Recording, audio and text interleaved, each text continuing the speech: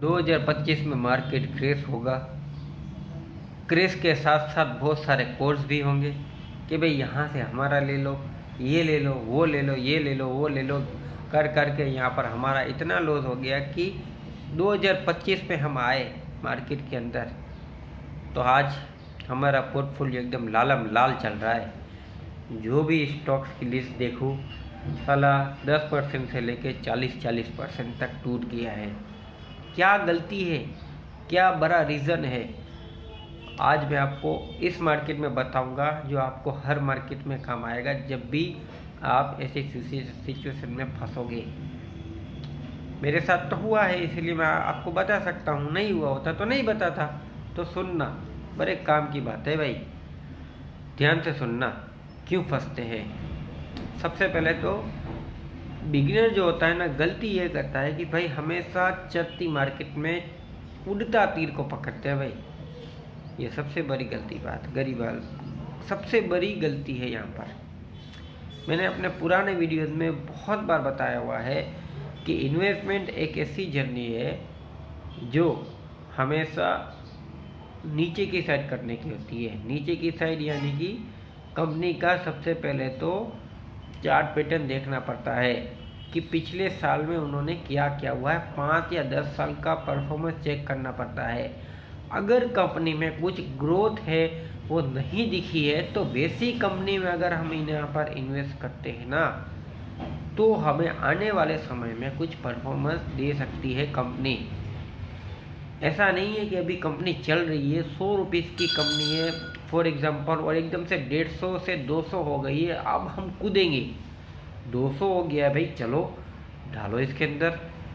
जैसे ही आप डालोगे ना वो कंपनी आपको इस तरीके से फ्रस्ट्रेशन करेगी कि वो 200 वाला स्टॉक 150 आ जाएगा। आप बोलोगे क्या है ये, मेरा यहाँ पर क्या है, ये 50 रुपीज़ का यहाँ पर लॉस हो गया, मैं बाहर में गया, एग्जिट मारता हूँ, बाहर में गया।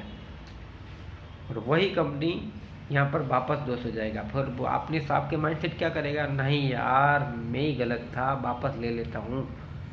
आप जैसे ही गुड एंट्री करोगे थोड़े ही दिनों के बाद वो स्टॉक है वो यहाँ पर 100 रुपये के आसपास दिखेगा। इस तरीके से ट्रैप होता है, लेकिन आप उस टाइम पे नहीं निकलोगे और आप ये सोचोगे नहीं अगली बार मैंने 150 के ऊपर काटा था, इस बार थोड़ा 100 आया, कोई बात नहीं मैं रखूँगा। रखते रखते वो कंपनी है वो वापस 50 से 0 भी हो सकती है अगर ऑपरेटर की चाल इसमें लगी हुई होती है। वरना तो धीरे धीरे जितना आपने लगाया था वो 5 से 10 साल के बाद वापस 200, 250, 300 तक जा सकता है, लेकिन उसमें आपके साल बर्बाद होंगे भाई। शेयर मार्केट में जो आपको ग्रोथ चाहिए थी ना, फिर ये यहाँ पर देखने को नहीं मिलेगी। तो मैंने जो बताया था कि 5 से 10 साल जो स्टॉक्स चले हुए नहीं होते हैं ना, वैसे स्टॉक्स में प्लस IPO भी स्टॉक्स जो होते हैं ना, वहाँ पर अगर हम अपनी इन्वेस्टमेंट जर्नी चालू करते हैं ना तो हमें मार्केट क्रैश के कारण भी कुछ इतना इफेक्ट देखने को नहीं मिलता जो यहाँ पर देखने को मिलता है। लोग बोलते हैं भाई मार्केट क्रैश हो गया, बहुत अच्छे अच्छे स्टॉक्स है, टाटा मोटर, जियो, फिर कौन से बड़े बड़े सुजलोन, ऐसे स्टॉक्स अभी बहुत सस्ते में मिल रहे हैं भाई। 2020 में ये सस्ते नहीं एकदम कोरियों के दाम मिल रहे थे, तब तो आपको ये ख्याल नहीं आया। अब भी ख्याल आ रहा है, अभी भी ये बहुत महंगे है भाई, ये आपका साइकिल तक बिकवा देंगे अगर घर में पड़ी होगी तो। इतना महंगा नहीं है अभी, ये सस्ता भी नहीं है और ना महंगा है। ये स्टॉक्स अभी अपनी जो वैल्यूएशन से होते हैं वही वैल्यूएशन के ऊपर है। अभी भी ये स्टॉक्स के अंदर वो जान नहीं है जो बाइंग के लिए की जाती है। और जियो फिन की बात कर ले तो भाई वो IPO ही इतने प्राइस के ऊपर आया था जितने प्राइस के ऊपर वो टिका पड़ा है। अलग बात यह है कि भाई मार्केट अगर चलेगी तो उसके अंदर पॉजिटिविटी देखने को मिलेगी, लेकिन मार्केट ही अगर कुछ सस्टेन नहीं रही। और आप क्या जानते हो मार्केट के बारे में, मैं आपको बताऊं 2019-20 की बात कर लेता हूं।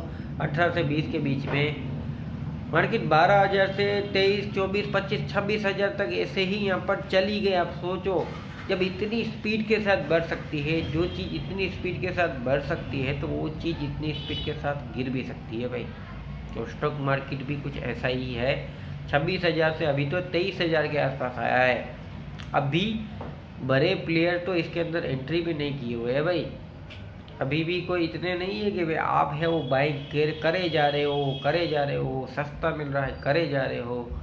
थोड़ा बहुत फॉर द स्विंग ट्रेडिंग थोड़ा बहुत यहाँ पर रिटर्न शायद मार्केट दे भी देगी, तो उससे क्या अब खजाना लूट लोगे क्या मार्केट का?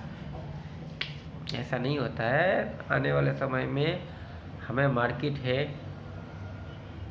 इतने अच्छे डाउनफॉल की संभावना दिखा सकती है जो हमें कभी सोचा भी नहीं होगा। और कुछ लेवल से भाई 20,000 के आसपास की, और सभी बोल ही रहे हैं कि भाई ये लेवल से जो है वो मार्केट के लिए मेन है। तो हाँ, मैं समझता हूँ ये लेवल जो है वो 5 ईयर्स के आसपास से, यानी 5 ईयर्स आप है वो ध्यान रखिएगा, 5 साल, इसके बीच में कभी भी ये लेवल्स अगर हमें देखने को मिलता है तो बेस्ट है, बेस्ट। 20,000 के जो हमारे निफ्टी अगर 20,000 लेवल के आसपास आ जाती है ना, तो उससे तो बढ़िया और कोई हो ही नहीं सकता ना भाई। ये लेवल बेस्ट लेवल है। जब ये लेवल आए ना, तब अगर हम अपनी इन्वेस्टमेंट जर्नी चालू करें ना, तो बहुत बढ़िया है। बाकी स्विंग ट्रेडिंग के लिए कोई ऐसा नहीं है। स्विंग ट्रेडिंग तो आप कल भी अगर चालू करना चाहिए तो कोई स्टॉक्स के अंदर 5, 10, 20, 25, 30% के आसपास अगर आप एक्सपेक्टेशन करते हैं तो शायद उसमें मिल सकता है। लेकिन लॉन्ग टर्म जर्नी आप ऐसे आँख मूंद कर कहीं से भी अगर स्टार्ट करते हैं तो लॉन्ग टर्म में तो इतना खास है नहीं। हाँ, IPO बेस में कुछ भी हो सकता है भाई। IPO बेस जो कंपनी होती है वो काफ़ी अच्छी होती है, और IPO बेस की एक खासियत है कि अगर वो 100 रुपये का IPO है वो 50 में मिल रहा है तो उससे बढ़िया तो और कोई मौका ही नहीं होता मार्केट के अंदर। क्रेश मार्केट में IPO को भी खींच के ले जाती है मार्केट। अगर 1000 का है 500 में मिल रहा है तो बढ़िया है, अगर 250 में मिल रहा है तो फिर अपनी लॉटरी लगेगी उसके अंदर, कोस्ट टू कोस्ट तो आएगा ही आएगा। तो इस तरीके से मार्केट क्रेश का फ़ायदा उठा सकते हैं। बाकी अगर आप बिगनर हो तो आप कहीं भी बाय करो, कहीं भी सेल करो, आपको कोई रोकने वाला नहीं, ना टोकने वाला है। एक भाई की सलाह अगर आप मानना चाहते हो तो मान लो, जो मैंने देखा है वही बताया है और वही आपके साथ होगा अगर आपने मेरी तरह गलती किया तो। इस वीडियो में बस इतना ही। Thank you for watching.